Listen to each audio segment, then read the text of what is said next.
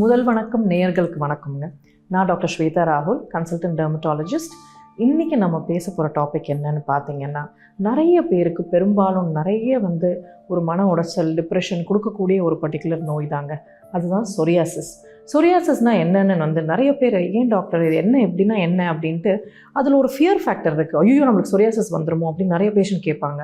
So இது actually என்ன அப்படின்ட்டு பார்த்தீங்கன்னா, சொரியாசிஸ்ங்கிறது ஒரு தன்னெதிர்ப்பு நோய்ங்க. தன்னெதிர்ப்புனா என்ன, ஆர் ஆட்டோ இம்யூன்னு சொல்லுவாங்க. இது என்னன்னு பார்த்தீங்கன்னா, நம்மளோட ஓன் இம்யூனிட்டியே நம்ம தோலை பாதிக்குது. இதில் ஆட்டோ இம்யூனுங்கிறது நிறைய வகையான வியாதிகள் இருக்குங்க. அதில் ஒன்று தான் சொரியாசிஸ். சொரியாசிஸ்ன்றது ஏன் ஒருத்தருக்கு தான் வரணும், இன்னொருத்தருக்கு ஏன் வரல அப்படின்னு பார்த்தீங்கன்னா, இதுக்கு பல காரணங்கள் இருக்குது. அதில் ஒரு காரணம் அண்ட் மெயின் ரீசனோட ஜெனட்டிக் தான்.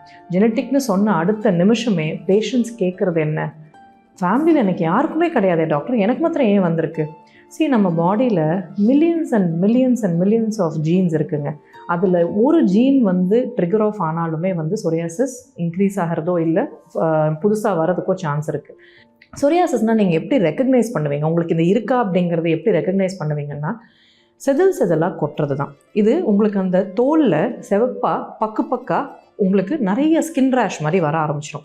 அந்த பக்கா வரது பார்த்தீங்கன்னா, உங்களுக்கு ஒரு சிம்டம்ஸ்னு பார்த்தா சில டைம் பர்னிங் மாதிரி இருக்கலாம், இல்லை சிம்டம்ஸ் இச்சிங் மாதிரி இருக்கலாம். இந்த பக்கு எங்கே வரும்னு பார்த்தீங்கன்னா, மெயினாக ஸ்கேல்பில் அதிகமாக வரதுண்டு. நிறைய பேர் இதை ஒரு டேண்ட்ரஃப்னு நினச்சிட்டு ரொம்ப வருஷம் விட்டுடுவாங்க.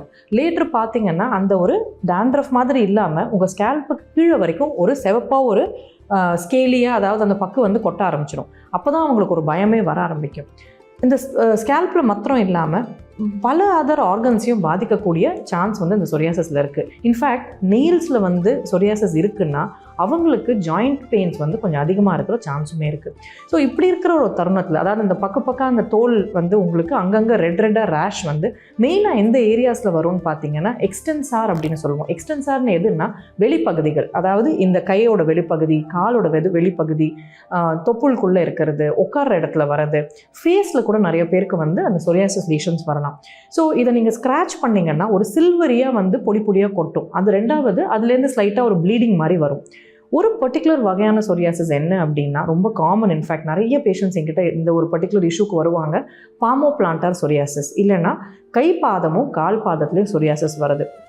இது ரொம்ப ஒரு கஷ்டமான சுச்சுவேஷன். ஏன்னா மிச்ச இடத்துல வரும்போது கூட நம்ம குவாலிட்டி ஆஃப் லைஃப் அவ்வளோ அஃபெக்ட் பண்ணாது. பட் ஒரு கையில் வந்துருச்சுன்னு வச்சுக்கோங்களேன், இப்போ ஒரு ஆஃபீஸ் போகிற ஆளாக இருக்காங்க அப்படின்னா ஒரு ஹேண்ட் ஷேக் கூட கொடுக்க முடியாது.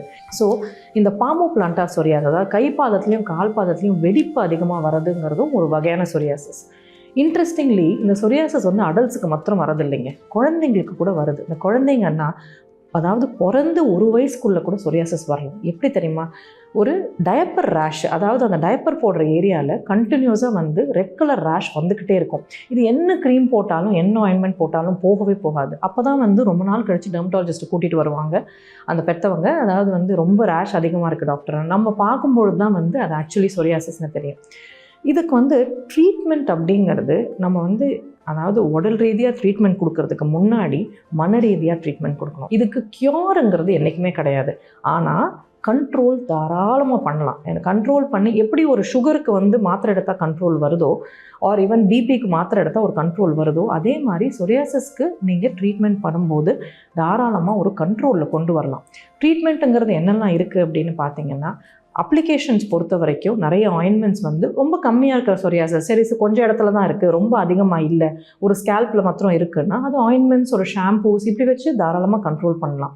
பட் சில பேருக்கு ரொம்ப அதிகமாகவே இருக்கும். இன்ஃபேக்ட் ஒரு வகையான சொரியாசிஸ் பஸ்டுலா சொரியாசிஸ்னு இருக்குது.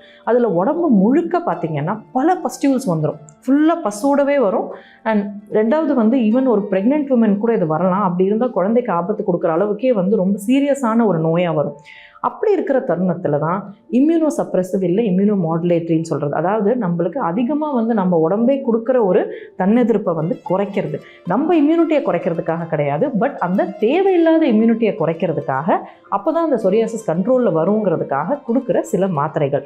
ஸோ இன்றைக்கி நம்ம சொரியாசிஸ் பற்றி நிறையவே பேசியிருக்கோம். நம்ம அடுத்த செக்மெண்ட் ஆஃப் ஹலோ டாக்டரில் we will meet and talk about something new. Take care.